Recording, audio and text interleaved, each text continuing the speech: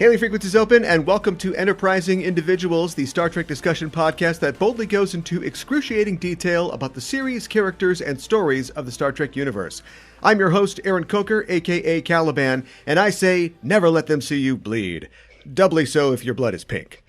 I'm joined on this episode, once again, by New York Times and USA Today bestselling author Catherynne M. Valente. Catherynne is the Hugo and Locus Award-winning author of over 24 novels, short stories, and novellas, and many other works of poetry, fiction, and nonfiction, including her Hugo and Locus Award-nominated novella, The Past is Red, and her recent Gothic novella, Comfort Me with Apples. Her new novel, Osmo Unknown and the Eightpenny Woods, is a fantasy tale for younger readers and is out now. Catherynne, welcome back to the show. Hi, thanks for having me back. It's great to have you back aboard. And today we'll be talking about Star Trek VI, The Undiscovered Country. History is replete with turning points, and the year 1991 was particularly full of historic events. It began with the U.S.-led invasion of Iraq in January. It continued with a string of destabilizing coups in African nations, with growing unrest in the Balkans, and it ended with the dissolution of the Soviet Union in December. The breakup of the USSR, along with the failed coup in August that precipitated it, are generally seen as the official end of the Cold War between the US and the USSR and their proxies. Many at that time, including political scientist and author Francis Fukuyama, labeled the period the end of history, meaning that with the death of the evil empire of the Soviet Union, the seeming triumph of Western political and economic thought meant smooth sailing for humanity from here on out. There would be no more Berlin Walls, no more Great Wars, and no more unpleasantness in our future. If this were a sitcom, this is where historian Ron Howard would say there was more unpleasantness.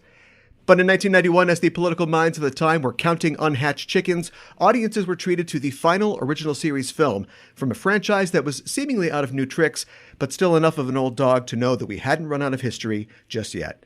But we'll talk about that a little later in the show. First, Catherynne, it's always great to have you on the show, and I want to get right into it. There's a lot I want to ask you about, but I think first we have to continue our tradition of talking about this year's Eurovision competition.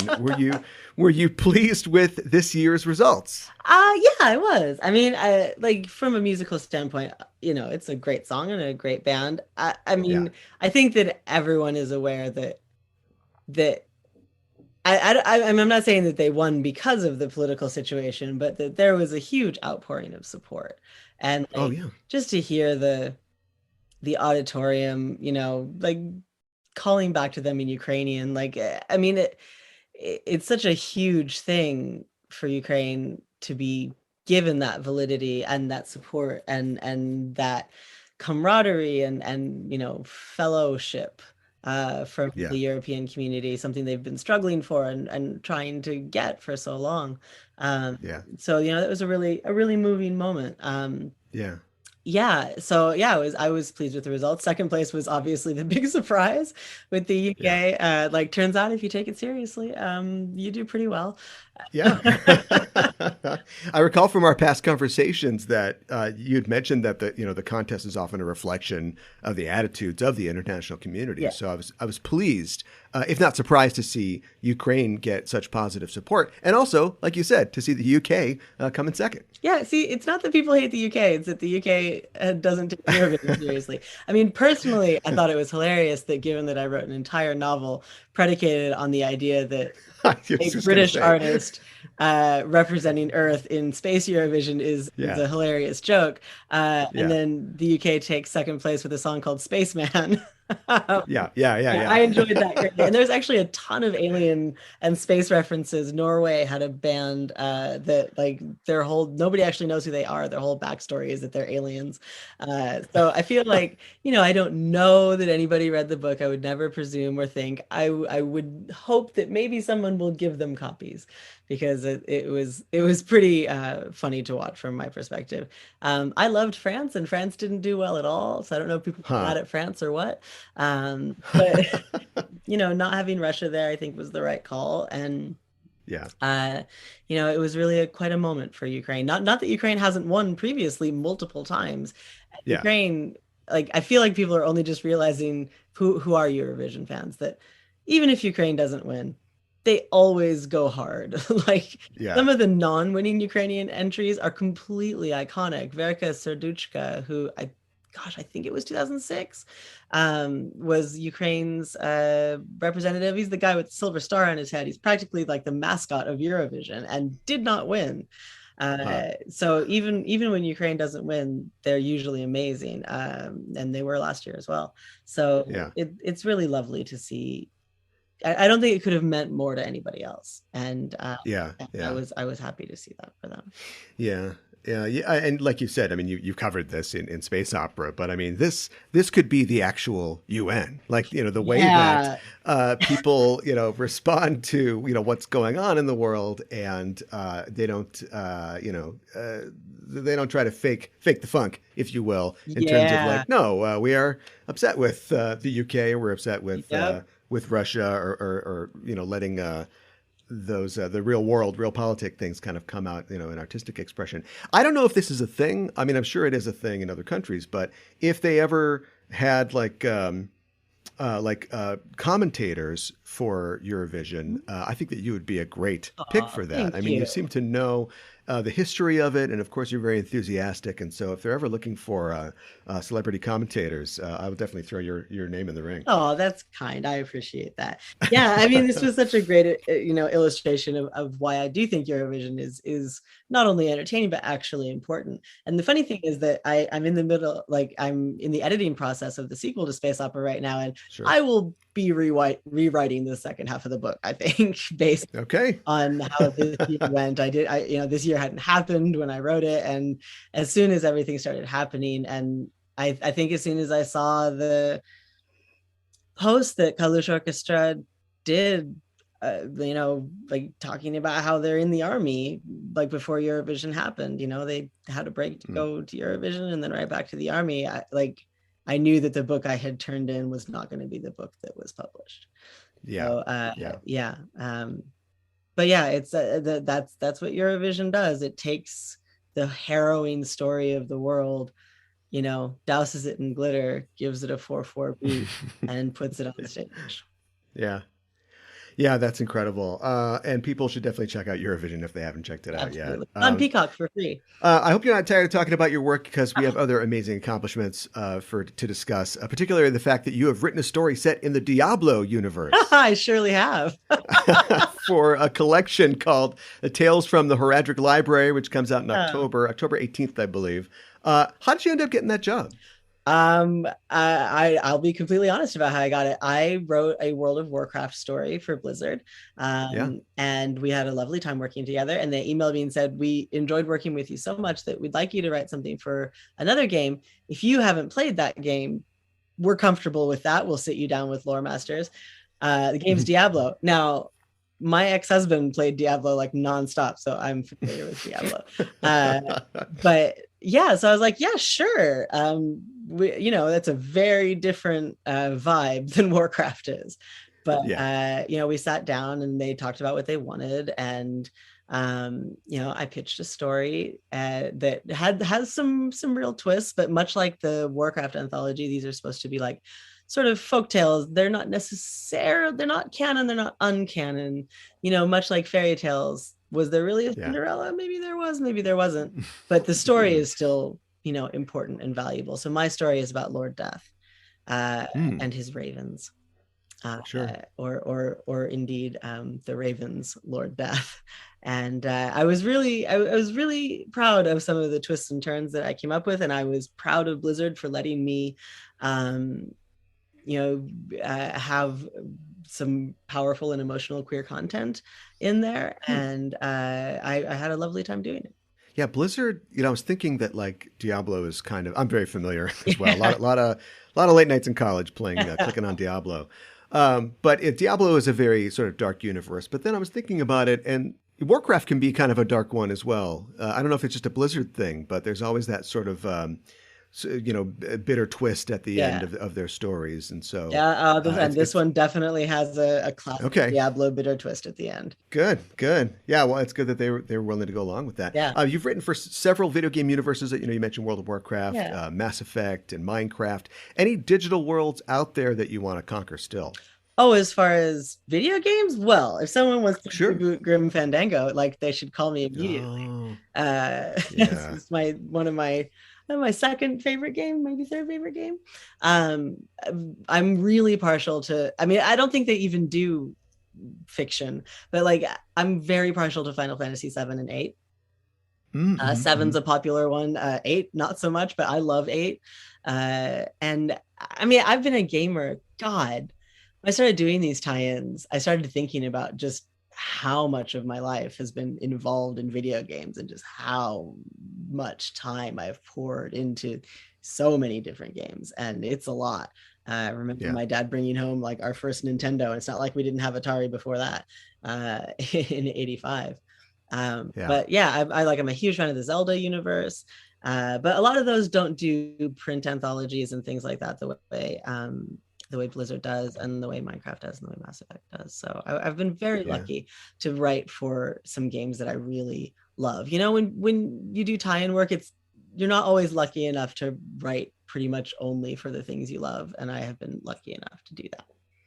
That's really great. And especially, you're just mentioning, like LucasArts games and, I don't know what would be necessary, what Monkey's Paw or Genie that we have to find to try to get like Tim Schafer to be able to work on some of those, those LucasArts properties again, For a Grim Fandango reboot, it is one of the greatest. I mean, the thing is, like, I'm gonna sound so pretentious for a minute. It's not even among the greatest games. I just think it's among the greatest stories and narrative experiences you can have. It's an extraordinary game with extraordinary ideas and images that are put to task in it, an incredible voice cast, and all Latina, Latinx, not a word in 1998, word now. Right. But yeah, I mean, in 1998 it was unheard of to have an all Spanish speaking cast and to be this deeply within Hispanic culture. We have Encanto and Coco and all those things now, and that's wonderful. This was 1998. People were not doing that. I can't say enough good things about Grim Fandango. Like, I have the poem that the title comes from memorized. It's like the geekery is not it's the uncomfortable kind. But yeah, like that, if I could pick anything like at this point that I haven't already written for, it would be Grim Fandango. Well, the really big news is that your work has been nominated for this year's Hugo Awards. 3 of your works, in fact, your novella, The Past is Red, your novelette, L'Esprit de l'Escalier, and your short story, The Sin of America. Congratulations on that. Thank you so much. It's pretty crazy. Yeah. Especially, having a 2-year-old, like it is very gratifying that I am still with a toddler capable of writing work that people enjoy to that level. Yeah. I know, as an artist and a creator, you need to be satisfied with your work personally, but it must feel good to be recognized, and by the Hugos, no less. Oh my God, of course. I mean, of course it does. Like the Hugos, I don't remember a time I didn't know what the Hugos were. I've been a science fiction and fantasy reader since I could read. So like to have ever been nominated for any Hugo is amazing. To be nominated for 3 in 1 year is absurd. I only had 4 things come out last year, and I am so deeply honored, and it really is, the nomination is what matters. I don't expect to win any of them, and it's fine. They are my 10th, 11th, and 12th nominations. I have won twice, but only as a group and for podcasting, so I don't expect to win these. I'm approaching Susan Lucci territory. And that's fine. That's fine. It's just to be in the room and part of the conversation is the whole of it. Susan Lucci, rare company to be in. Yeah. We talked about The Past is Red a bit when you were last on, but I wanted to make sure that we got a chance to talk about The Sin of America, your short story, because it speaks, I think, to our current political moment, one that is far removed from the good old days of the Cold War, like in our film, when American aggression was turned mostly outward, at least superficially. And that is not what's happening in your short story. No. And I feel like for people who read it, it is very explanatory for me to say this story was written between January 6th and January 20th, 2021. Yeah. It's a very specific period there between 1/6 and the inauguration of Joe Biden, and that's sort of where the whole like we're better now thing at the end comes from, because there was certainly a sense, I mean, it remains a sense that, you know, we're not better just because the name changes. The Sin of America it's probably one of the most brutal stories I've written.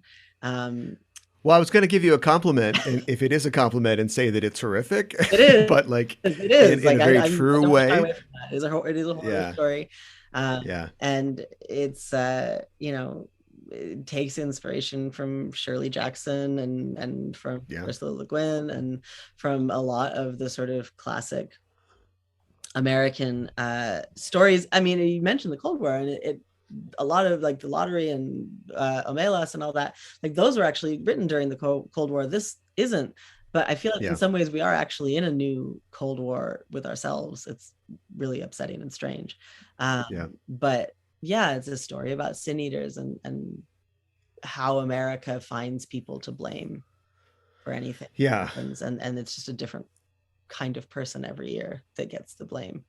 I mean, it really, I think that story just comes from a deep place of shell shock and horror at George Floyd and COVID and Trump and everything that sort of happened in 2019, 2020, 2021, and trying to find some way to process that into something that made any kind of sense to me.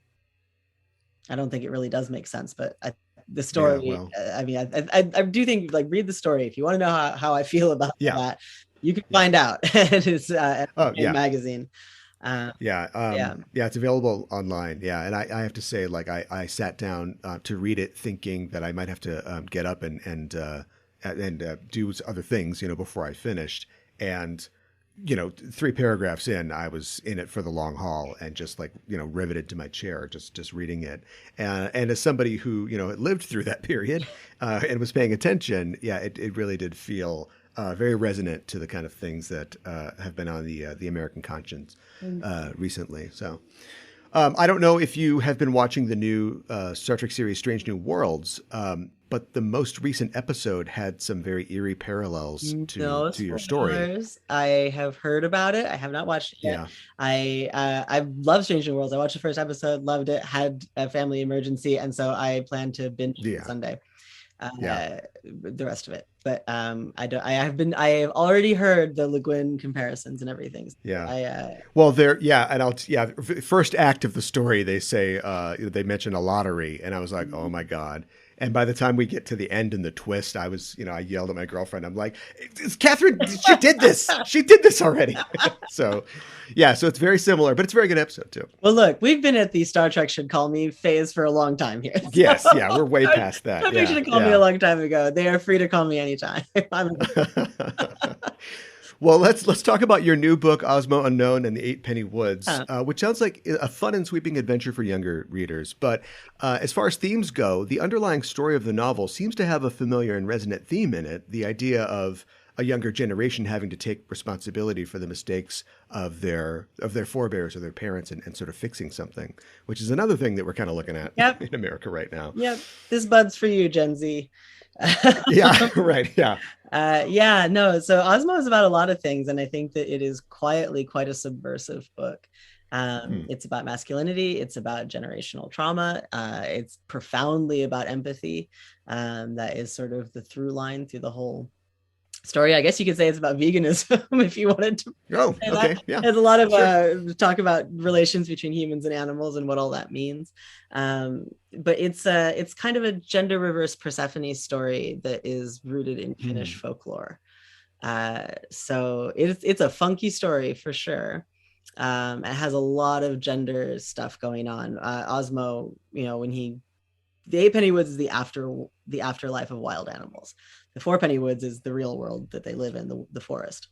And when he goes into the Fourpenny Woods, when he gets into the deep wood, he finds out that all of the deep wood animals have 2 natures, except when they have 3. So one of the things he has to deal with are all these mixed up, jumbled creatures, a pangolin who's half girl, half pangolin, a skadgebat who's skunk, badger, and wombat named Bonk the Cross, and a lot of other combinations. But it, you know, if you are not a tiny child, it's not hard to see that what we're talking about here is Sure. having more than one nature yourself and trying to find out what that means and where you stand. Yeah. So yeah, it's a journey through the underworld of wild animals, and tries to deal with just about everything about growing up, a lost young boy in the midst of all that. I have said it's kind of fairylandish for boys. Okay, I can see that. I was reading one of the reviews, and a reader compared it to The Neverending Story, the book specifically. And then I don't know if we talked about this before, but I remember that your son's name was Bastian. So I'm guessing you're a Neverending Story fan. I am a Neverending Story fan. In fact, The Neverending Story, it's the first book that I remember reading that wasn't like it is a kid's book, but not a little kid's book. Like, people don't believe this, but I was 5 when I read The Neverending Story. And my dad didn't believe it either. I have a strong memory, and he's told the story separately, so I know it's not a fake memory, that like I read this book, it's a chonker, and I told my parents that I read it, and they didn't believe me, and like they had friends over and they like quizzed me on it in front of all the friends, and I got everything right because I had read it and I had loved it. So The Neverending Story it in some ways was my first book. It was the first, like, it felt when I was 5 like a grown-up book, because it didn't, it has one picture at the beginning of each chapter. Other than that, it's not a picture book. Like, it has big long sentences. It's like 450 pages long. Yeah. It was a grown-up book to me, even though it is a children's book. And it's still a hugely meaningful book. Obviously, my son Bastian. It's a hugely meaningful book to me. If you had a daughter, would you have named her Moonchild? No. Moonchild. If he had been a girl, Violet was what we were going to name. Oh, okay. Where did Atreyu rank as a possible name? It did not. Atreyu is kind of a douchebag in the book. Yeah. Oh, yeah. And I also, he's kind of like that in the film too. But I also was like, man, you can't show him that Artax scene if your name's Atreyu. Yeah. Right. Yeah. That's yeah. Why do we always stop the movie at this point? Yeah. Yeah.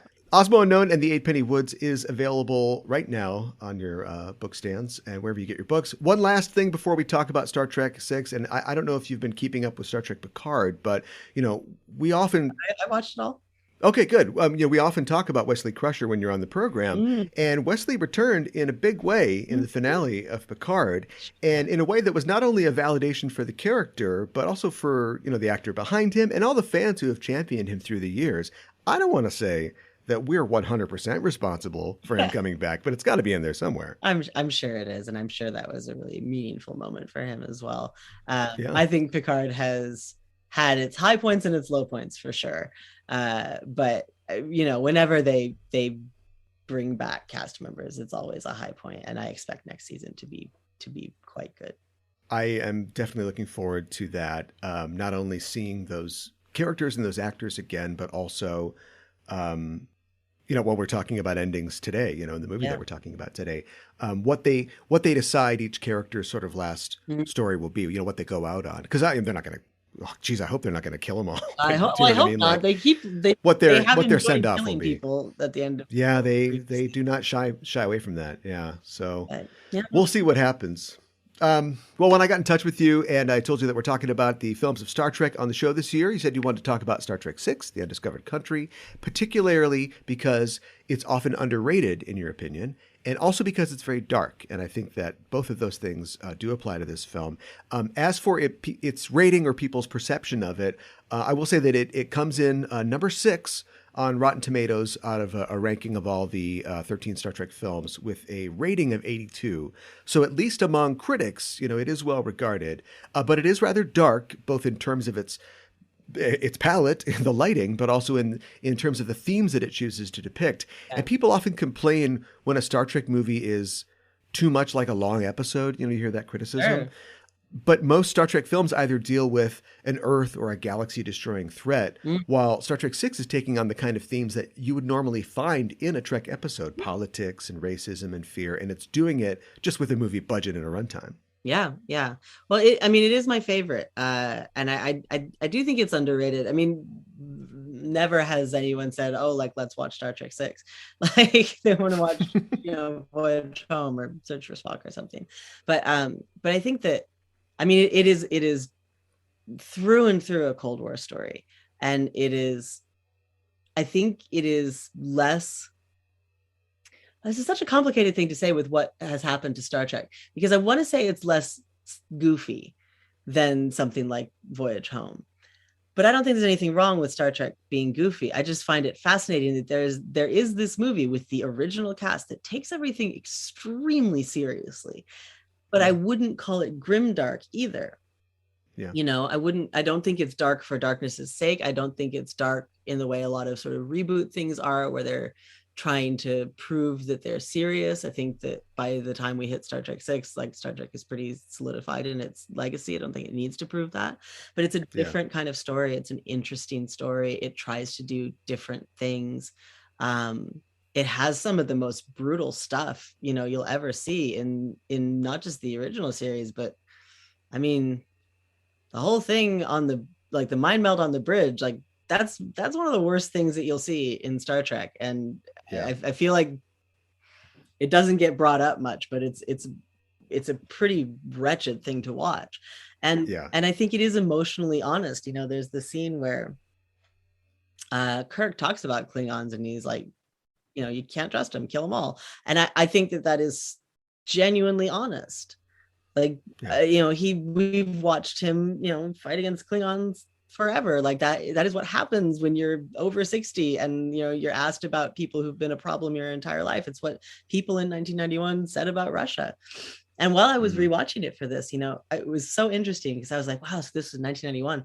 So, this probably came out in the summer. So it was only 6 months before the fall of the Soviet Union. And I looked it up and no, it came out 20 days before the fall of the Soviet Union. Less than 3 weeks. I read in Meyer's, I don't know if it's true or not, but in Meyer's autobiography, he said, like, Paramount did get a call from the government, like from the CIA. And they're like, okay, what do you guys know? Just because of the timing. Yeah, it's crazy. And I mean, even you mentioned the pink blood, and like even this sort of 3D blood thing, zero gravity blood, like that was really new and interesting. The color doesn't quite come off, but the concept does. And you're talking about the darkness. I mean, it was pink because if it was red, it would have been a bloodbath. It would have been an R. So yeah. And it's a mystery. Star Trek doesn't always have a murder mystery at its core, but it does, and it's a locked room mystery in many ways. It's got a brewing war, a trial, a prison break, espionage, assassination, political intrigue, a Sherlock Holmes-ish detective story. Like, it's got a lot of things going on for it. And there are troubling, political parallels in the film that relate to our current political landscape. New millennium, same problems. The question of Russia, is back in the zeitgeist. And also, the idea that there are elements within Starfleet or the Federation that reject progressivism or the chance at it and are willing to take violent action to restrain it, that hits differently today. It absolutely does. And as much as, Roddenberry's vision of the utopian future is an admirable one and one to sort of, hew to in some ways in our darker times, I do think that scene with Kirk fits. It doesn't not fit within that vision because, you can say that everybody's enlightened all you want, but this guy has spent 40 years of his life fighting against Klingons. He's not going to be, kumbaya about it. And I remember appreciating that honesty at the time because it reflected what all the adults I knew felt about Russia. I mean, even I was quite young when it came out, but it didn't sail over my head that it was about Russia. I think that it's really interesting that it was made when it was, which is, obviously right before the fall of the USSR, but also kind of halfway through the Next Generation. And even though it was a send-off for TOS, it was that crew, the crew behind TNG and the ideals that were being applied in TNG were already sort of part of the production. And so, we get Generations next, but this is a transitional film also itself. And I think that they had the hard environmental message of 4, the I don't know what's going on message of 5. And who knows what 6 would have been if there was no TNG. The fact that they could, Kirk says at the end of the movie, like, we give this over to the crew that comes in after us and their posterity. And being able to take that new perspective and then look once more at our older characters and come up with something where Kirk is completely recalcitrant about, his hatred of the Klingons and people trying to get over themselves. Of course, Gene hated it, as he hated pretty much all the films. Yeah. But yeah, it's amazing that it came out the way it did and at the time that it did. Yeah, I agree. And the honesty thing, like the whole sequence, the whole prison planet sequence, which, for 1991 looks amazing. It looks amazing. Yeah, sure. Star Trek can always look amazing, but for 1991, every bit of that looks spectacular. Yeah. And a lot of it doesn't look bad now. And Iman is this shape-shifting alien. But I think that if it were the actual series back in the 60s, the twist you get on that wouldn't happen. I think it would have been played straight, and Iman's shape-shifting alien would have been actually into Kirk, and, he would have punched her in the face and left her, or what he sure. enjoyed doing back in the day. I think that twist is the more honest bit of storytelling, and it sort of presages kind of a new age of Star Trek. Yeah, and that she is like he has so many times before used sexuality to manipulate women. He is being manipulated by her. He kind of gets his back because I guess he's never actually really fooled by it. But then we get to have a little fun in the scene where you get to make fun of him kissing himself or whatever. It's his lifelong ambition and kind of poking a little fun at his sort of image. But yeah. There's a lot of there's just so many things in this that are sort of subverted from what we've seen in the history of our characters. But we'll talk about that. Let's talk about the technical details of the film really quick. It is, of course, the 6th and final of the TOS films. It was released on December 6th of 1991. The screenplay was by Nicholas Meyer and Denny Martin Flynn, and the story was by Leonard Nimoy, Lawrence Kohner, and Mark Rosenthal. It was directed by Nicholas Meyer. He, of course, is returning from directing Star Trek II and also contributing writing duties to Star Trek II and IV. It was produced by Stephen Charles Jaffe and Ralph Winter. The stardate for the movie is 9521.6. And it takes place in the calendar year of 2293. The budget of the film was $27 million, which doesn't sound like much now, but I suppose was, that's a pretty good amount for a mid-level film back then. And the box office was $96 million made worldwide. And it runs number 10 on a list of the 13 Trek films for gross income, which I felt was like a little surprising. I mean, this is, of course, the 6th film in their series. Of course, the Abrams films always throws those tables out of whack because they made like $1 billion. But I was surprised that it was only 4th from the bottom for a movie that I love so much, and I think a lot of people do love. You said it was your favorite. For myself, I think that I kind of vacillate in between 2 and 6, depending on probably whichever one I've watched last. Earlier this year, we did an episode where we kind of like did our definitive rankings of all the Star Trek films. And I did rank 2 first and then 6 second. But having watched it a bunch of times for this, I think I might rank 6 number 1 and 2 number 2. So it's always sort of in the mix for me as far as which the best one is. But people talk about the Star Trek curse, of the odd-numbered films being bad. Those are all the films that Nicholas Meyer is not involved in. And so maybe it is the Nicholas Meyer curse. Why isn't this guy available for all these films? He seems to have a really unique take on Star Trek. Well, and, I don't think it's my favorite as an adult. I don't think it would have been as a. What was your favorite as a young woman? God, this is just, I feel like this says so much about me in a way that like nobody listening would understand because you don't know me. But 1 actually was my favorite when I was younger. I hated 2. And I'll tell you why. It has nothing to do with the quality of the film at all. It's that I have a strong, strong memory of being little, and being so distraught that Spock died. That, like, I couldn't breathe. I was sobbing and crying. And like, I didn't know he was going to, much as people didn't know he was going to come back. But like, I just, Spock had, my dad loved Star Trek. Like one of my brother's middle name is James. Like, you know why? It was inconceivable to me that Spock could die. Like that just was not a thing that could occur. And so like the trauma of that is still with me a little bit. I don't remember how old I was, but I was small. And so that one really, really upset me. And I really loved the first one. I loved V'ger. I like that. I mean, again, I was younger, so just the reveal of what V'ger meant blew my freaking mind. Like, just blew my head open. And I, as a child who loves Star Trek, you really like going around the ship a whole bunch of times with a slow camera. Oh yeah. I loved it. I thought it was great. And I do remember liking 4 back in the day, but I liked the first one. I was super mad at the second one. I liked the third one because Spock had to come back. I liked the fourth one. Didn't even know what to do with 5. And then at 6, I thought was really dark when I was a teenager, and as an adult, I just think it's really great. Have you seen the 4K remaster of the motion picture that came out? I haven't, but I'm going to. I'm saving that for a treat for myself. It's very good, and I saw that just after we did that show where we rated all the films, and I would have rated it much higher if I had seen it before, because I don't want to say like it's a completely different film, but I think that it is a much better film. The visuals really contribute to what's going on, and it's been sort of tweaked here and there.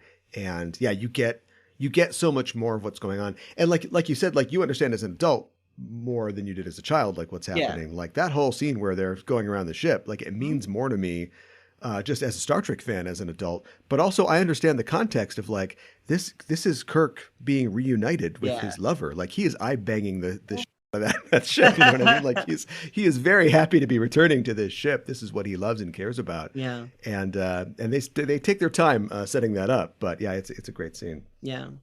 And I feel like I always really enjoy the sort of truly alien, and the possessed, female body thing. Like that really was awe-inspiring to me as a child. Like that had that sense of wonder to me that maybe the Horta didn't. Yeah. Okay. Sure. Not to bag on the Horta, like thrown over him. The Horta is valid. She is. It's a mother, of course. Here's some interesting facts from our memory banks about the episode. This is the first movie that uses Sulu's first name, Hikaru.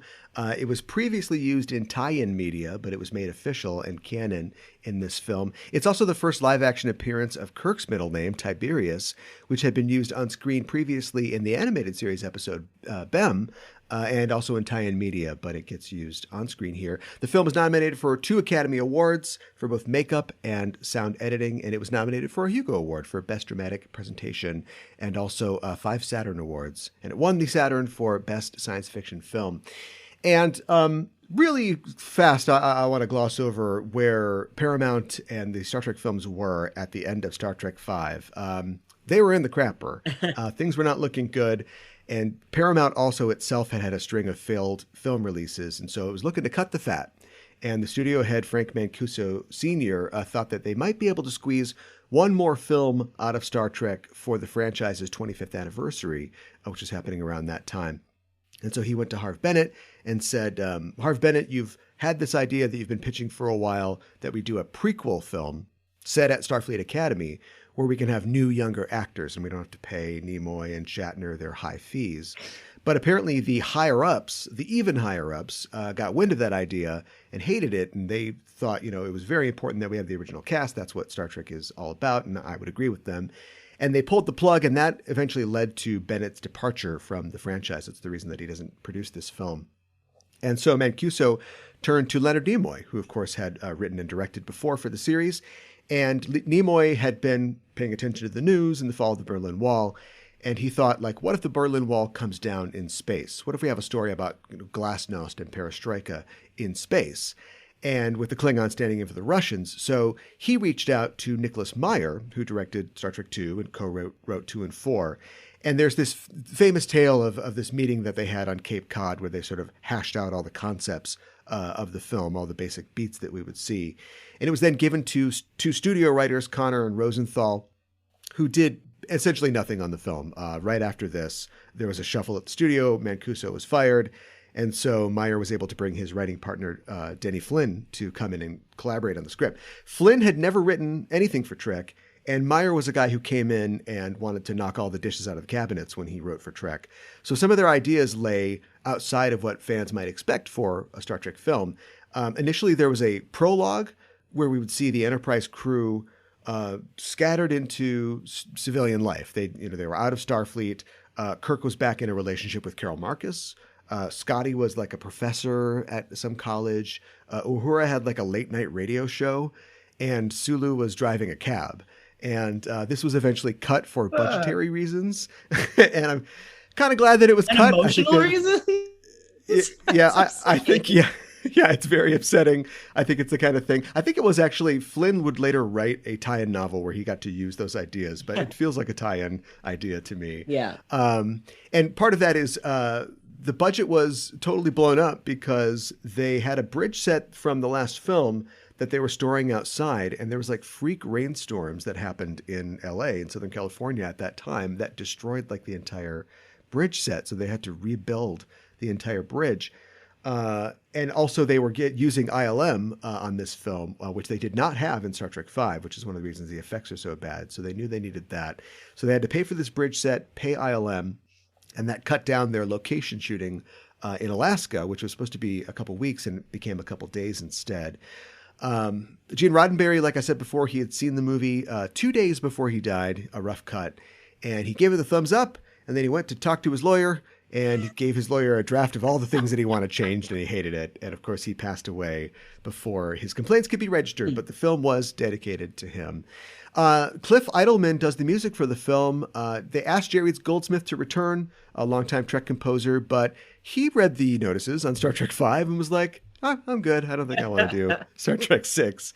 And Meyer kind of picked Idleman specifically because he thought before he began his search that he wanted something that reflected Mars and, Holst, the planets, and Stravinsky. And Idleman actually wrote his conservatory thesis on the planets. And so he got him in. I think that in 1989, of course, Batman came out. Do you sense any Batman in the score? It feels kind of Danny Elfmanish to me, in a good way. Yeah, me too. Yeah. I think it works. This is probably one of the most dynamic scores I think that a TOS film has had, but it's certainly different in character than the other films. Let's talk about our characters. All of our original characters, of course, are back and acquitted fairly well, I think. It took a while. I've been watching all these movies for the show, and I've been able to see this kind of arc where it took them at least until 3, definitely 4, where they, I think, found a good balance and something for everyone to do. It wasn't just the Kirk, Spock, McCoy show. Mm-hmm.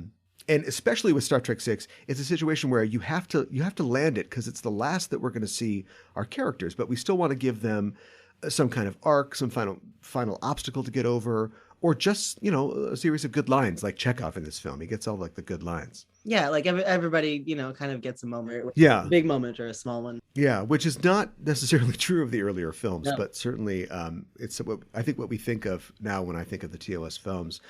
We've got Kirk, who's the ultimate Kennedy-esque cold warrior who's struggling to overcome his indoctrination.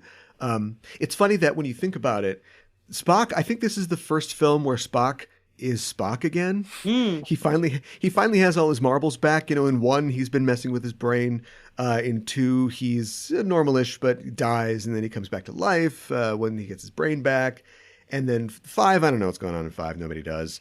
And finally now in 6, we meet, an older Spock. He has a new protege, and he, I think, is finally integrating these two sides. He's becoming the most comfortable I think that he's ever been as both a human and a Vulcan, and he's seeing the limits of logic in the affairs of Starfleet and the galaxy. And he also sees like he has a betrayal himself in seeing this protege that he has, like this paragon of the new generation of logic, being misled by these ideas.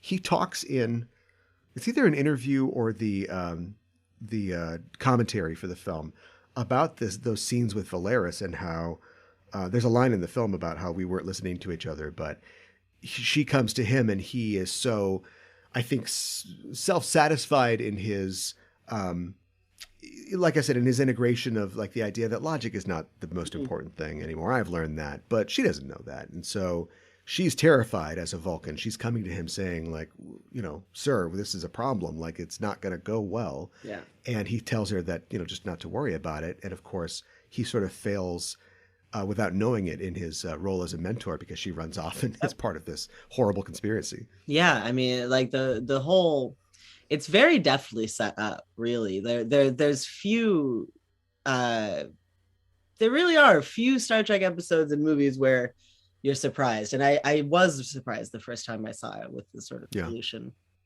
to the mystery. And, it is painstakingly set up of what could and couldn't have happened, and the frame up of Kirk and Bones and all that. Like it is a classic mystery, and it's so tense at times. You're not like, I mean, it sounds like I'm bagging on the original series. I'm not. Like it's just it didn't usually intend to make you sweat and worry about what was going to happen. And of course the whole thing's about the Kittimer Accords, the Kittimer Accords, which if you watch the Next Generation, they say that like make it so, like that's just a phrase that gets right over and over and over again. And of course Michael Dorn is actually in it as Moog, and you sort of see how all of that came to pass in the first peace treaty.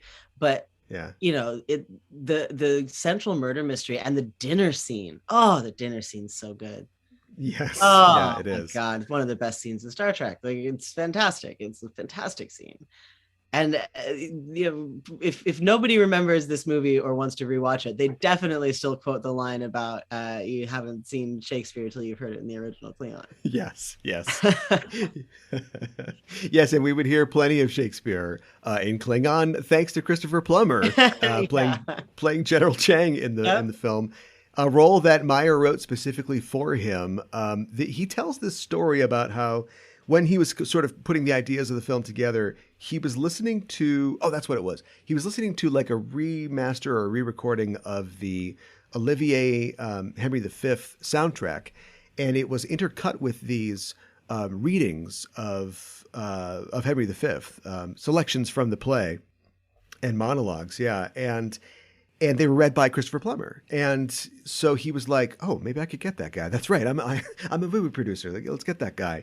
And so he wrote the role for him, and of course, Christopher Plummer has a long history in Shakespeare and on stage theater, and so he had a lot of fun with that. Like, obviously he's relishing it as the character, but I think he really enjoyed it as the actor as well. It's actually a very grounded performance. He's not hamming it up. It's though it is a flamboyant performance, it is very grounded in emotional realism in a way that lots of Klingons are not quite. It's a very good performance. And Christopher Plummer also has a lot of history in cheesy sci-fi.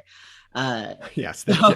He really sinks his teeth into it, and it's a really strong performance. Sometimes the Next Generation Klingons are just so over the top, and Gowron's like those goldfish eyes, but this is a lean, mean Klingon of the old guard, and it's fascinating. It really is fascinating to watch and fascinating to think about. It's 1991. So what's going to happen in Russia in the 90s? Well, all of these grim old guard guys are going to carve up this country between them. And though that's not really what happens to the Klingon Empire, that's probably a realistic possibility for it. Yeah. Yeah, if Chang is Putin, then I guess that makes Chancellor Gorkon Gorbachev, and he was a inspiration for the character of Gorkon. David Warner, of course, plays him. David Warner appeared as Jack the Ripper in one of Meyer's previous films, Time After Time, and he has a very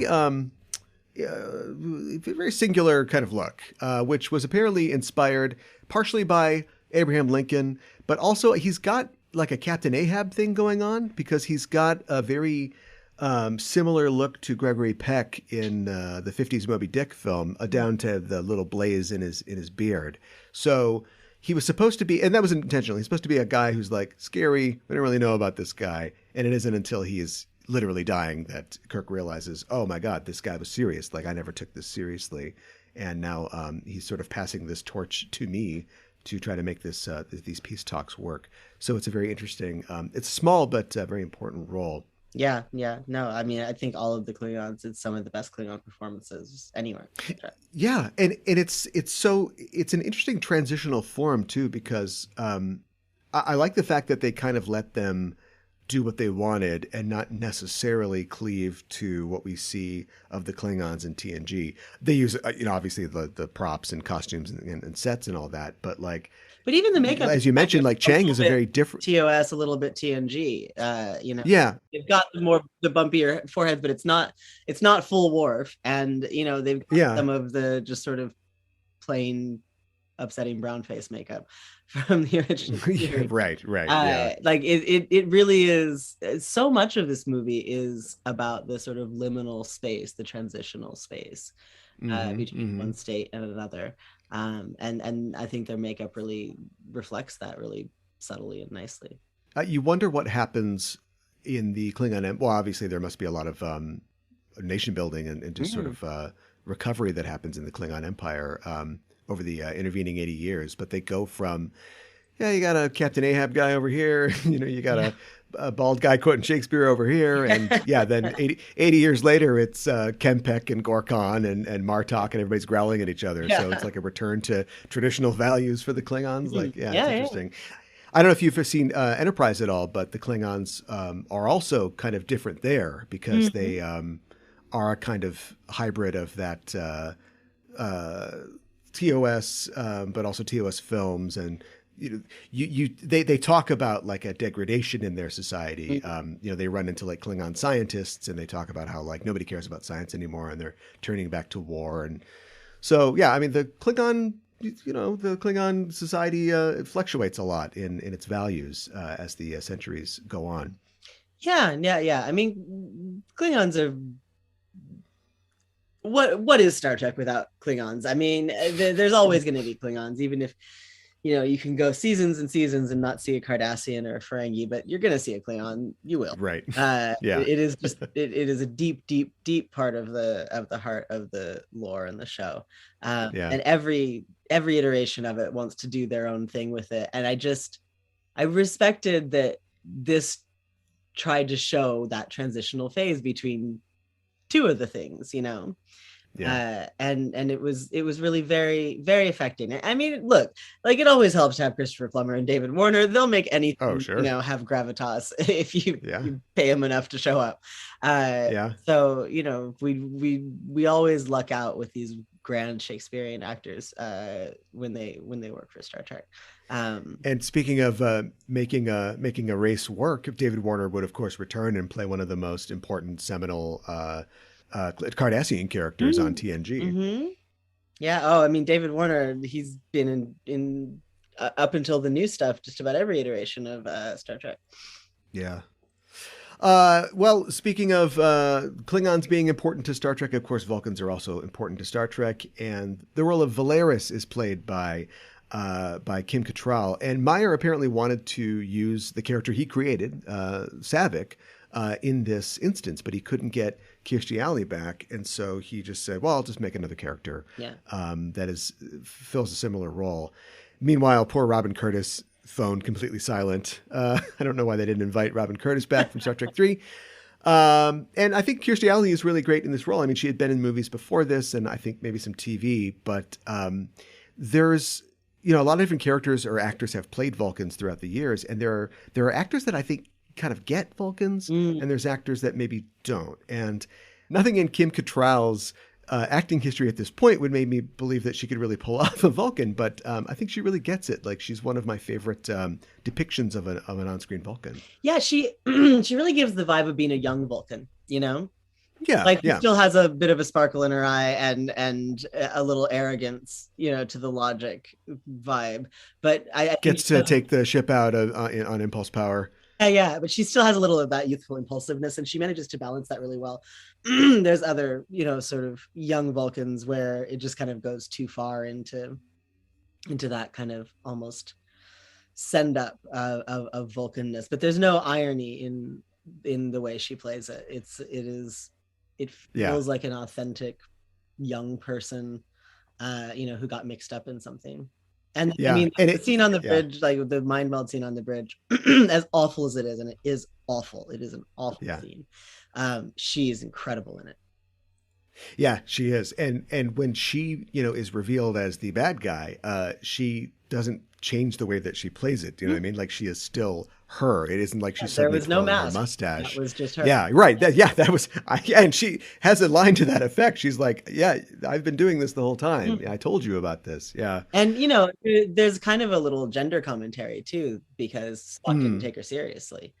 Yeah. Most young women on the bridge of the Enterprise don't get taken seriously. Yeah. Yeah.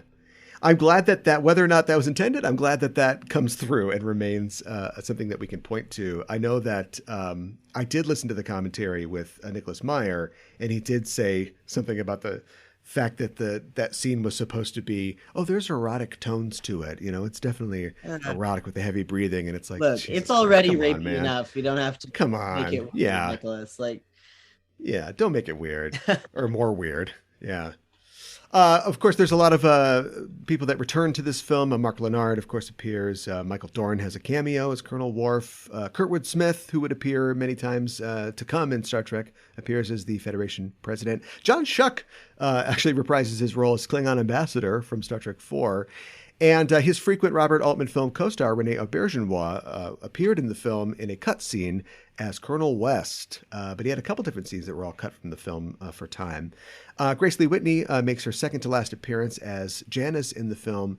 She does appear in the Voyager episode Flashback as Rand in scenes set aboard the Excelsior under Captain Sulu. And of course, we haven't talked about Captain Sulu yet. George Takei gets to finally become Captain Sulu, captain of the Excelsior in this film. And it's, I don't know, like I think any one of the original series cast could have, we could see them as like the commander of a ship. But Sulu in particular, it just feels like it's overdue. Yeah. Yeah, I agree. And one last person, surprise, surprise, Christian Slater has a small cameo role. It's so weird. In the film, which, it makes sense. I've heard it's because, his mother was the casting director on the film. So, that's the connection. But still, this was 1991. And Christian Slater showing up in something would not have been weird. And I remember seeing it in the film or in the theater at the time and thinking like, oh my God, Christian Slater's in this. He just has such a, you can like Christian Slater or not like him, however you feel about him. He's not a transformative actor. Christian Slater has an iconic face. Like, you'll never mistake him for anyone else, except maybe young Jack Nicholson. Like, right. Yeah.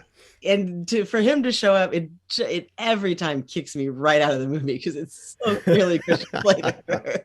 Yeah. And yeah, it's a very odd moment, but boy, everybody gets a cameo in this thing. I was trying to think of if you did something like this, like a stunt casting thing today, like in Star Trek IV, let's say, the new one they want to make, like who would your stunt casting person be today? Because they had Tyler Perry in Star Trek 2009 and nobody blinked. So, yeah, I don't know. I said Zendaya, but that's not even like. Zendaya would be great. Yeah. I'd love to see. No, like that would just be great casting. Like, I don't know. Get Robert Pattinson. You'd put somebody like Chris Hemsworth in it if you wanted to do a stunt. Well, you can't afford Chris Hemsworth, but you can have him do a cameo and have all the Chris's in one movie. That would be the stunt. Yeah, there you go. Chris Evans, Chris Pine, and Chris Hemsworth in a movie, and you have all the Chris's. Yeah, that's the. We open interior dark poker game, and it's Captain Kirk playing with all the other Chris's in on Christmas. Game. Yeah, on Christmas. Yeah. And apparently Whoopi Goldberg was almost in the film. This close, she had met with Meyer. He wrote a role for her as a Klingon princess. And of course, at this time, she was already Guinan on the show, but they wanted to sneak her into the film. Didn't work out, but that would have been interesting. Princess Whoopi, huh? Princess Whoopi, yeah. There, as we said before, are a lot of themes bouncing around this film. And I think probably the main one, the real thrust of the film that drives the action is the political moment of that time, whether or not they knew that it was the actual political moment of their time, the idea of the end of history, which was definitely in the air even before the fall of the Soviet Union. And it's a truism that is commonly restated that Trek reflects the era in which it's made. It's set in the future, but it's about now, and I think that is very relevant here. Nimoy has spoken about the wall coming down in space. Of course, they had the Chernobyl accident, which is mirrored in this film with the explosion of the Praxis moon. And Nimoy thinking about, like, what do we do if we have no enemy to define us? Mm-hmm. Which I think is an important question to ask. I don't know if he meant it literally, and that thinking that it really was the end of history and that we would have no major problems after this, which of course turned out to be incredibly arrogant. But it is still an interesting question to ponder. Yeah, no, it is. And I certainly I was 12 in 91, and I certainly remember what an eerie feeling that time was. Yeah. But I mean, I was a lot more politically interested earlier than a lot of my peers, so I have this weird thing where even among millennials I remember more than most, because like my mom was a political science professor. Like it was just, I know that'll do it. Yeah. And like I don't know, for Seattle natives, the Goodwill Games was that year as well. And we actually hosted Russian athletes at our house. So I'd like actually met real live Russians, but to an 11-year-old in the Cold War, like it was, I didn't know what to expect. I mean, they were lovely people who I could not, going forward from there, understand why I wasn't supposed to like Russian people once I had actually met some. But I think that's kind of part of the point of the Cold War, is that we weren't supposed to meet each other, because then we might not want to do this thing that our government were doing. But yeah, it was such a strange time, and there was a real feeling in the 90s that like maybe things, not everything, like Rwanda and Bosnia happened in the 90s, but like things would be different from here on out. I mean, that entire sense ended on 9/11, but it was a very real sentiment among adults at the time. And it seems silly now, particularly because bad things were still happening, but not in America. And America was the only place that mattered, I guess. And yeah, so it was all a very odd time, but because of that sense of optimism in the 90s, it seemed to match up with that Star Trek sense of optimism for just a minute. I remember specifically the feeling of having nuclear warheads, pointed at you, like the idea of, like, I'm not old enough to have lived through the duck and cover age, but just that I was not obsessed necessarily, but I was very cognizant of the idea that, we were at any moment, the mutually assured destruction could rain down. And thinking about just remembering that Christmas of 91 and hearing about the coup and seeing the thing on TV and thinking like, oh, I just felt like free, I just felt like suddenly there wasn't this like nuclear cloud hanging over. And of course, I mean, all those we have. Yeah, right. Yeah, I mean, like, of course, a lot of those missiles are still there, but I mean, well, yeah, and like, it's not like nobody was ever going to die. It's not like racism and sexism and homophobia, all those things weren't an issue. But like, it's so hard. I was actually talking about this today with somebody. I'm working with a group of writers, and some of us are younger than others, and it sort of hit me during a conversation that, well, they don't remember living through the Cold War the way I do. The way I do remember the duck and cover drills. I do remember the very, very visceral, palpable feeling that any given day, any given hour, we could all go up in a sea of fire, and there's nothing you can do, and there's no way you could even know, because it was all on automated, systems. Like, it was such an odd time to be a child, especially because as a child, you don't really have any way to filter that fear out. Everything's very immediate to a child. So like, you can't compartmentalize those fears away. They're just in your head all day long while you have a drill at school that tells you that if you hide under your desk, a nuclear bomb won't vaporize you. You absolutely know it will. And the way that I dealt with it at the time, and I guess I didn't understand it as a coping mechanism now, only with the hindsight of a lot of therapy and being in my 40s. Do I get that it was a coping mechanism? I became completely obsessed with the history of nuclear technology and the space race and the history of the Cold War. Sure. And as a 10-year-old, I could hold forth on it. I asked if I could give a report on nuclear bombs to my class, and I forgot to ask for extra credit for it. I just wanted to share what I had learned, because I just completely devoted myself to learning everything I could about it. Not necessarily the worst thing for a future science fiction writer, sure. But I didn't know I was going to be a science fiction writer at the time. So it was just trying to understand this thing that hung over my whole life. Yeah. I think that, when Meyer writes Trek scripts, like it's all well and good to say that humanity solved all its problems in the future, and Trek writers for years have complained how hard it is to write a script when you've got the Roddenberry mandated friendship and amity between the crew members, like nobody can have any conflict. But I think that he's always bucked against that, and he specifically in this movie wanted to expose, to challenge the status quo of these characters and see what they would do with their assumptions and their comfort stripped away. And I think it's also inspired that, we're talking about how foolish it was for someone like Fukuyama or just the world at large to think that, it was all smooth sailing ahead for the world. But that's literally what this movie is saying is not going to happen.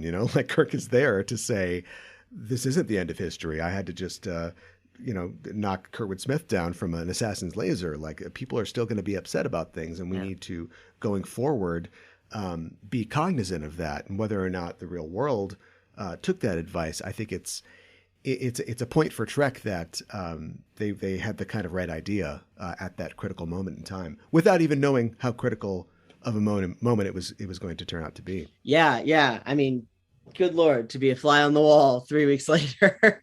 Yeah. This major Cold War science fiction magnum opus. Yeah. I often think, and this is something that I've been talking about a lot on the show recently, that I don't think that Trek is quite as politically progressive as it gets credit for. People, I think people hold it up. I think it's well-intentioned, and I think it serves as a touchstone for people who want to be progressive and want to see our world be more like it.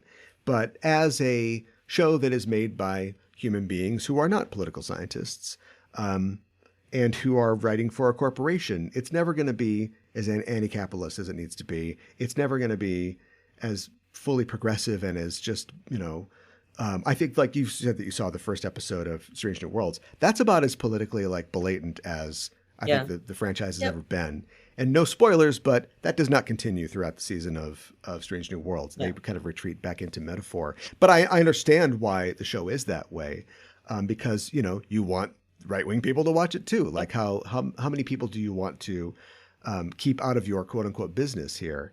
And so I don't know how hard I'm supposed to go on Star Trek, but just having watched so much of it for this podcast and just thinking about it and having kind of a political awakening myself in the last couple of years, like I wish that it could go further. And it's two other franchises that I've started to look for these lessons. Shows like The Expanse, which is just literally about, what if we put, end stage capitalism into space, and just how would that ruin everybody's lives? And without even trying to say, like Trek always does, hey, we're making a point here. Like The Expanse doesn't even have to say that. It just shows you what that looks like. It's true, but The Expanse and all other televised science fiction does stand on the shoulders of Star Trek. And absolutely. 100%. I think that it has always so it has usually pushed as far as it could without getting canned. It's hard to point at the original series and still say it's progressive. I mean, yes, it's important. Uhura is important, and Chekhov was important, and lots of these things were important. It's still one of the most sexist things you'll watch. Like it's got a lot of issues, but at the time, it was head and shoulders above most of the other things that were airing. Hell, it's head and shoulders above a lot of things that were airing in the 80s, some 90s. And Next Gen takes that to another level. Also has a huge amount of misogyny in it, but Star Trek is always trying. That's what I will say. Star Trek is always trying. Not all shows try. And does it always age perfectly? Enterprise's weird sweat room says no. It does not always age well. It's that HR nightmare, that bizarre massage room, naked massage room. But it is always trying to be a little better. And contemporary Trek is a mixed bag to me. And I do think that sometimes they are less progressive than they think they are, but they are also trying. Everybody in Star Trek is always trying to get to that Roddenberry future. No one was right in it. And and the proof, I think, is in the Rigelian pudding. It's like what you put on the screen. Discovery is a show that a lot of people have embraced, and I would say that it is, as you stated, like it is trying. I think Discovery's biggest accomplishment and its contribution to the franchise at large is making real all these things that we say that we want, is putting actors, LGBTQ actors, on there, non-binary actors, trans actors, and showing us, continuing to show us that future, showing us a future where, as previous shows did, men and women are equal. They can have positions of authority, interracial relationships. As far as like the lessons that it's trying to teach, or like Picard, for instance, like Picard, the second season of Picard, when you do a past tense on us, when you go back to the setting of the DS9 episodes past tense, you better be ready to say something. And I was really disappointed that the show didn't really say anything. Yeah, I'm not sure I know what Picard wanted to say as a show. Yeah, and behind the scenes, like I think the second season was a roller coaster, not only in terms of what happens in the show, but what was happening as far as the production goes. But I think it was clear that they didn't have much to say other than, it's still a problem, which needs to be said from time to time. Sure, but as the thing is, but it's not using science fiction to illuminate those issues. Right. It's just saying them and then moving on. Like you mentioned, like, the whole, like, we've got a message thing about older Star Trek episodes, and that's true. But I think that actually New Trek could use a little bit of that. I think it could use a little more direct statement of what it's trying to say. Because it's all of them get very muddled when you try to parse out what it's about. Like, what is this about? Why this story and not another story? Not the, particular narrative slots into which you have inserted characters. Why was this the most important story to tell? And weirdly enough, the short tracks are great at that. It's bizarre to me. The short tracks are actually kind of some of the best Trek. It's great. Yeah. And they always know what they want to say. But somehow in these hour-long episodes, it tends to get a little bit lost. And I'm not sure what's going on there. Strange New World seems to be a little bit better with the episodic stuff. But, we'll see how that goes long term. Yeah. Storytelling is difficult, and storytelling expectations have changed just immensely, even in the last 10 years. Yeah, certainly. Never has there been a Star Trek that didn't have weak episodes. We support, we tolerate, we tune in next week. Yeah, right. There'll be another one next week. I'm glad to hear you say what it's about, because that's something that's been on my mind too. And I was talking on a online forum with some other fans recently. We were talking about Strange New Worlds and whether we liked it, and I said that that my opinion was I did like it, but I'm still kind of waiting to see what it's about. Like what? Sure, you can pick up a 55-year-old pilot and make a series out of it, but like, what are you taking from that pilot, and how are you changing it? How are you making it a modern show? And I'm not sure they have an answer for that yet. And it's the first season. Maybe they don't need to have one. But I hope that they come. I hope that they come to one eventually. It's it is a difficult thing, and there's so much Trek being made right now, and it's all under Kurtzman's sort of aegis, and but there's a lot of different showrunners within that. It's strange that Lower Decks seems to be the one that does know what it wants to be about. Yeah, it does. But I think that Lower Decks may have put a nail in the Orville's coffin, but I am grateful to have it. We are trying to figure out. We've gone so far from episodic storytelling on television. I'm in the middle of this massive Farscape essay on my Patreon. It is going to be as long as Bella when it's done. I can't wait. Two parts are already up, and I'm finishing the third part this month.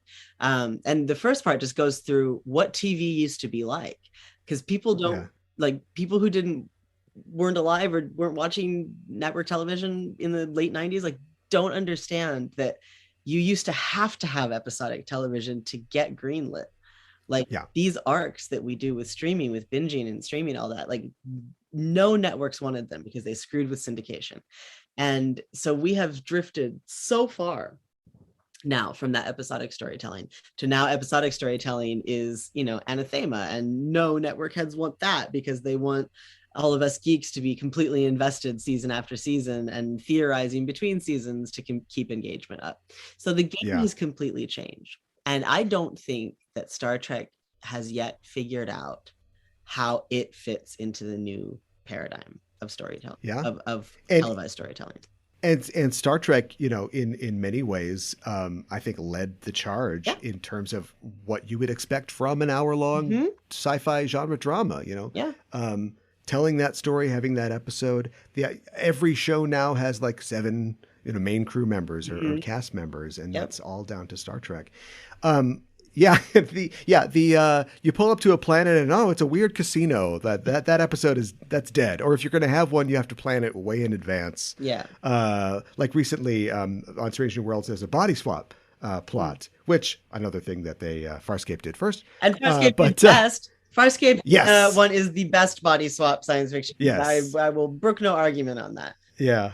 But you have to pitch that okay, so we've got 10 episodes and we can maybe burn one on a body swap. Let's do that. And we don't have any money. Let's have all the actors act like the other actors. And that's our budget this week. So Kirk says in the film that he is afraid of the future, and not just obsolescence, but also what the future holds when it doesn't hold war, or at least Cold War with the Klingons. Mm-hmm. And I think that it's an interesting and brave thing for the franchise to do, because the franchise of Star Trek is characterized by not being afraid of the future. The one thing that it holds on to eternally is the idea of its utopia, to the point where even in the darkest episodes of DS9, where they're kind of poking a little bit at the utopian balloon, it's never really punctured. Mm. And Discovery did play with that idea in their 3rd and 4th season, when Discovery goes,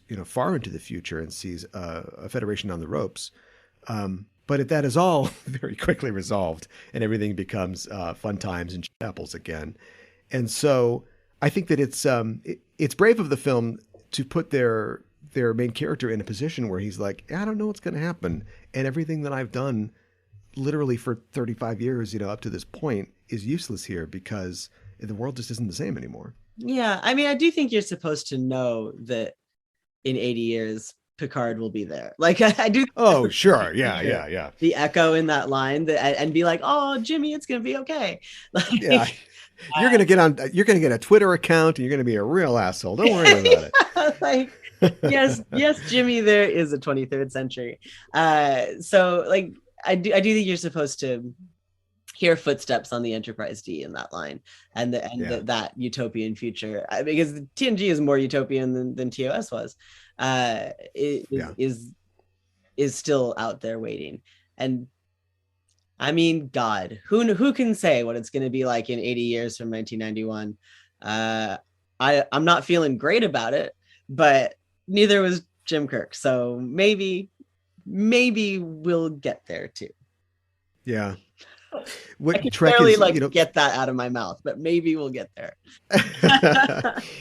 we'll see. A lot of stuff happens in the Star Trek universe before they get there, so Yeah. hopefully we don't have to do all of that. But Star Trek, like as a franchise, is based on the optimism of the '60s, and even really the sort of the pop political awareness of the '80s. Hmm. And I don't think I think that they tried to kind of well, obviously, DS9 was an exploration of a lot of different spheres of political thought, but they tried to kind of update that in the 2000s with Enterprise, and the show didn't work and went off the air. Yeah. And a lot, obviously, our country kind of went off the air in a lot of ways. Yeah. And so Star Trek is back, but it's still kind of based on that idea. And yeah, hopefully we get things, worked out and we get moving in a better direction. But if our real life world gets worse, I wonder what does Trek do? Does it just grin even harder, or does it start to make it's our problems more explicit in their narrative? Like, I think that Trek is, there's more shows on than ever, and I think more than ever Trek needs to kind of figure out the directions that it wants to go in. Yeah, I mean, I don't know the answer to that. I don't. Why not? Because no one's hired me to write for Star Trek yet. Yeah, that's right. Give her the money so she can fix this thing. Hire me to write for Star Trek, and I'll figure it out and answer it. Yeah. I like that, I think it's fascinating how this movie addresses the theme of racism, which is something that has obviously come up a lot in Star Trek, even up to this point. But not just racism, but the political effects of racism. And you talked earlier about meeting like real life Russians, during the Cold War and what that was like. And for me, it's like the scene, it's not only the amazing dinner scene, of course, but where they eat all the blue food, but also the scene, the radio scene where they have to look up how to talk in Klingon, to fool this guy. Yeah. And you think about how, I'm sure they weren't thinking this detailed, but you think about how like a character like Uhura should probably know how to speak Klingon at this point if she's a genius. But I don't think it's an oversight so much as that would be the effect of not being isolated from these people. Like you see it in other places in the film. Why doesn't Bones know a Klingon's anatomy?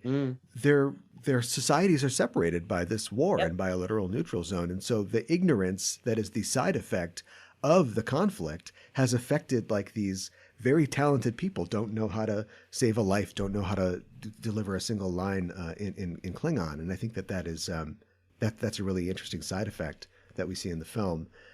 There's a couple scenes that were kind of changed specifically because of the racial overtones. Apparently, at one point in the script, Uhura had a line where she talks about, all the characters went a little harder on their racism. She says like, "Oh, would you let your daughter marry a Klingon?" And Nichelle Nichols, I think very rightfully, said, "I'm not going to say that. Yeah. That's a little too much for me." And so they changed that line to "Guess who's coming to dinner?" She didn't want to say that either, so they gave it to Chekhov. Yeah, and Brock Peters, who of course plays Admiral Cartwright and is the guy who's kind of like one of the leaders of the whole conspiracy. Mm-hmm. They pointedly put the guy from To Kill a Mockingbird in that role to sell it more as like, this isn't about like racism among humans. This is about like alien racism. But his speech in the council chamber where he's talking about Klingons being the alien trash of the galaxy and we have to dictate terms to them, he had a lot of trouble like delivering that line and was very uncomfortable doing it. And they had to kind of shoot it a couple different times because of the real life parallels, in the scene. Yeah, I mean, look, science fiction always walks a very high tightrope and often falls off of it when using alien species to metaphorize interhuman racism. And sometimes it is a story that elevates and reveals, and sometimes it falls on its face. And I think for the most part, Star Trek 6 does a good job. I think it helped by how old the characters are. So some of that kind of gets into your brain is like, well, Grandpa's got some opinions that aren't great, but they come from the war. And like, you still have to, have him over your house for Christmas. So I think that it's helped by that, by the age of the actors, and that's part of what I mean by that honesty, which is quite brave. Kirk is an iconic character that no one really wants to think anything bad of, even though he's done some fairly crap things over the course of his career. And so you put those words in his mouth, and I think it is very helped by seeing him as older and tired and at the end of a distinguished career that has mostly been framed by fighting against this very culture. Yeah. But it is always dicey when those direct parallels start getting drawn. Yeah, and feeling like nothing is going to change. And so he isn't, we see his logs and his sort of like personal confessions to himself about his hatred, over the death of David. And he's aware of his position as the dinosaur that, the new Federation has to sort of get past, but he still is feeling those ideas. And I love how he doesn't play it like racist or angry, but he's just really, like you said, he's just really tired. And when the Klingons come over for dinner, he's just like, okay, let's go have dinner. Sure. Yeah. Because he doesn't believe that anything's, how many peace talks have there been before this, Yeah. I will say that I have never really taken his like, oh, it's about my son thing seriously. Like, dude, you barely knew that kid. Like, oh, I love my son so much. Name 5 of his albums. Like, right. Yeah. Barely knew that guy. Like, I'm a parent too, but like, I think he was in Genesis. So maybe I know, but like, you didn't raise that kid. No. Yeah. In Star Trek 3, after they have this climactic thing where he saves Spock and they beam up and the Genesis planet blows up and they're like, oh, we did it. And then he says, goodbye, David. And that's like, everyone's that's like, oh, awkward. That's him healing from his, we forgot. But yeah, like he barely knew David, but whatever. That's, funeral for it's fine. But I do always yell at him when he starts talking about how he's mad because he loves his son. I'm like, you're not mad because you love your son. You're mad because of the triples. Like, come on. And we all know that's not what this is about. Yeah, and they made him blow up his baby, the original Enterprise. His real child. Yep. Yeah, so.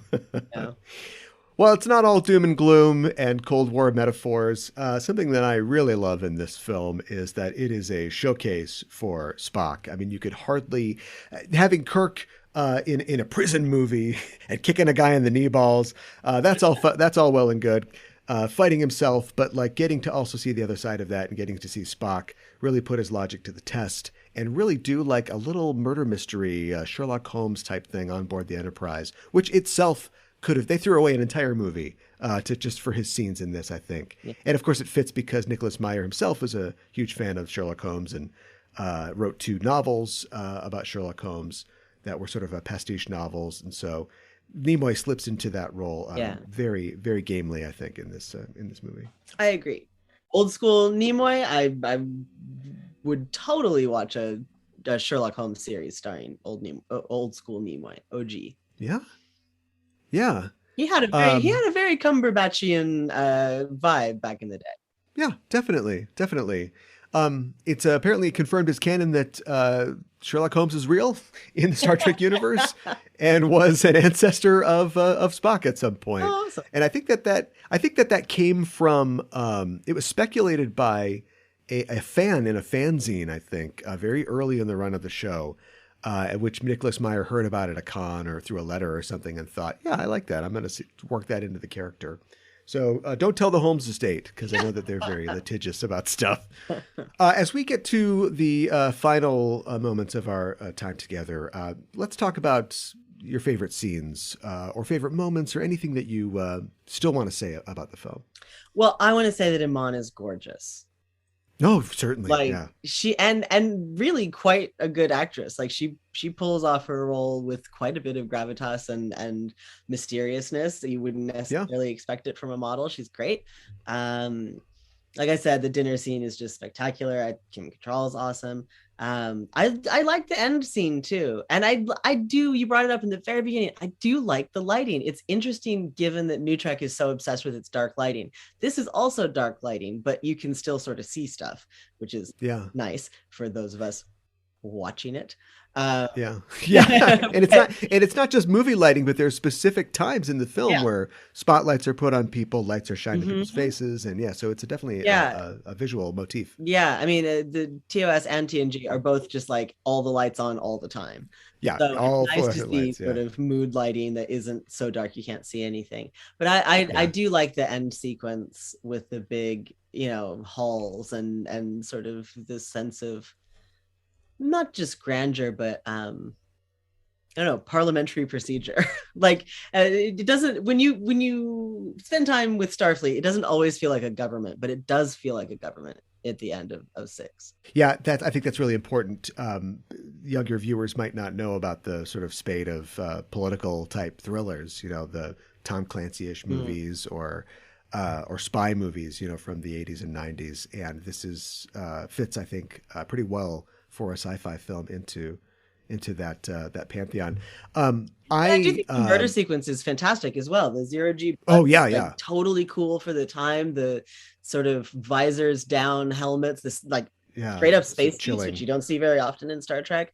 There is a moment where genuinely you don't know if the last guy is going to get blown away or not, and he does. Like it's a really tight sequence. Yeah, I remember seeing that in the film and kind of geeking out. Yeah, the grav boots and oh my god, they're wearing spacesuits and oh my god, they're killing everybody. Yeah. Unspoken, unsung hero of this film is Leonard McCoy, I think, who got a great scene in the last film, and that's about it.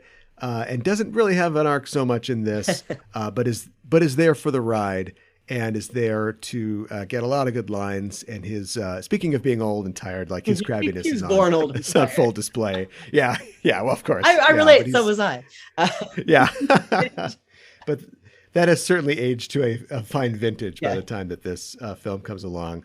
I also really like the trial scene. I suppose if you're going to do a big political thing and have a fake assassination and a setup, then you have to have a show trial. And I never would have thought that we would see what a show trial looks like in the Star Trek universe, but here we are.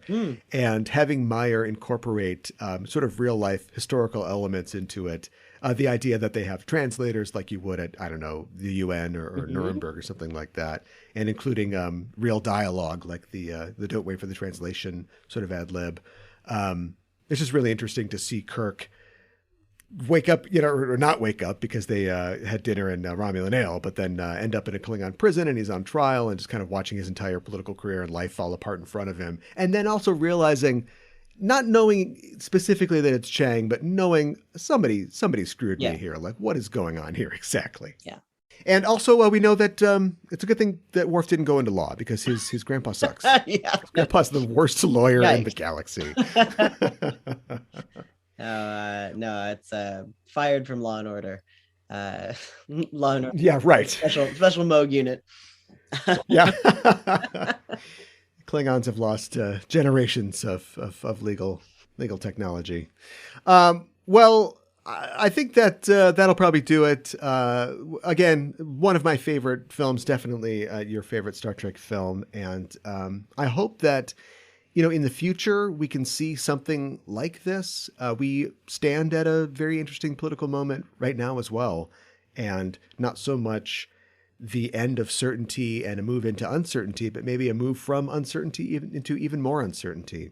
And I'm not sure what that looks like in Star Trek, but I hope that if they ever get a Star Trek 4 or a reboot or a side story, they can try to tackle something like that in a future cinematic outing. Call me. Yeah, get together, call her agent. Let's get this done already. Well, Catherynne, thanks for joining me to talk about Star Trek and the Star Trek universe. And if people want to continue the conversation, and they can at @EISTPOD on Twitter and the Enterprising Individuals Facebook page, where can people find you online? You can find me on Twitter at Valente and on Patreon for that Farscape essay and many other things at Valente as well. All right. And of course, Osmo Unknown and the 8 Penny Woods is available now. And Diablo Tales from the Horadric. I got it right. Tales from the Horadric Library is coming out in October, so look for that. It's been great talking with you again. It's lovely talking to you. And we're signing off until the next mission. Hailing frequencies closed.